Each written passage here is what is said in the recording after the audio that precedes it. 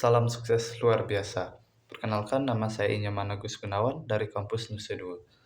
Di sini saya akan menceritakan 3 tokoh yang telah sukses di industri wirausaha. Yang pertama, Krishna Oleh-Oleh Kasbali, yang dimiliki oleh Cik Krishna atau yang memiliki nama asli Gusti Ngurah Anom. Beliau berasal dari keluarga yang kurang mampu yang berasal dari Seririt Buleleng.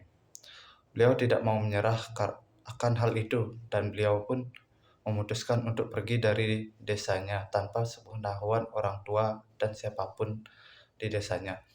Beliau kemudian pergi ke suatu kota dan mendapatkan pekerjaan pertamanya, itu mencuci mobil dan membersihkan taman-taman di area tersebut. Beliau pun mendapatkan gaji 1.000 sampai 5.000 rupiah dari per satu cuci mobil.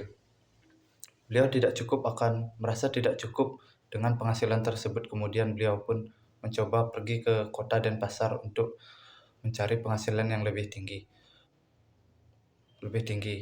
Kemudian beliau pun dari pengalaman yang dia dapat naik turun susahnya bekerja, kemudian beliau pun memberanikan diri untuk membuka usaha yang bernama Cuk Konvensi.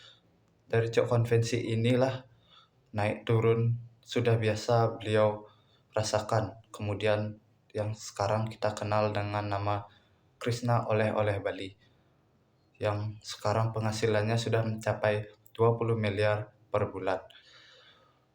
Nilai-nilai yang saya dapat dari beliau adalah tidak ada alasan kita berasal dari mana.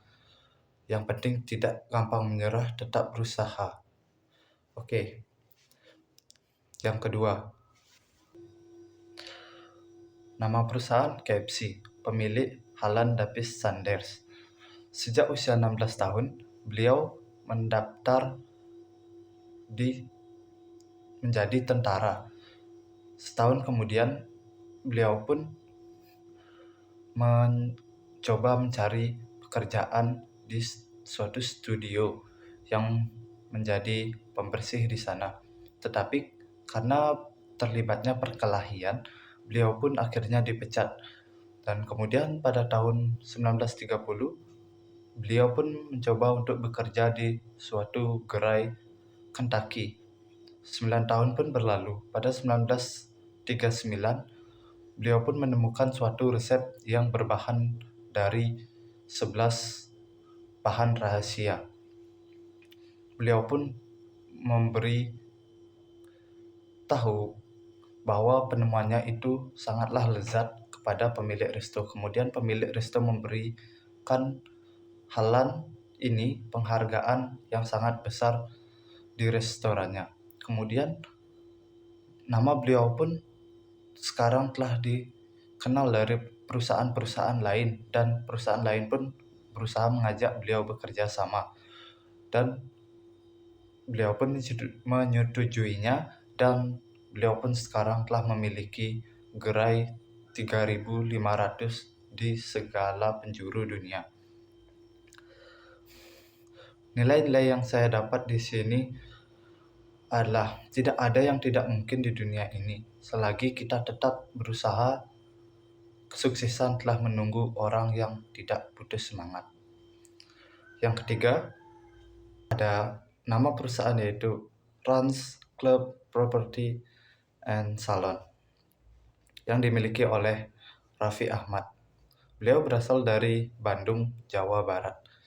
Beliau berasal dari keluarga yang biasa, tidak mampu, tapi itu tidak memutus semangat beliau untuk menjadi seorang yang besar. Awal mulai karirnya beliau di dunia hiburan, yaitu berawal dari studio, dari bocah cilik. Walaupun di audisi tersebut beliau tidak menang, tetapi beberapa masyarakat dan studio menarik dia karena beliau cukup pandai untuk berakting. Kemudian tawaran demi tawaran pun menghampirinya. mulai dari hal kecil sampai hingga hal besar, dan sekarang pun beliau menjadi seorang yang sangat besar di dunia hiburan yang kita kenal dengan Raffi Ahmad, yang telah populer dan banyak dikenal di Indonesia saat ini. Kemudian beliau pun telah memiliki banyak sangat bisnis di bidangnya. Perjalanan nilai-nilai yang dapat saya ambil dari seorang Raffi Ahmad adalah hal kecil adalah jalan menuju kesuksesan. Berdoa dan menjalani dan meraih impian bukanlah hal yang tidak mungkin. Sekian, terima kasih. Salam sukses luar biasa.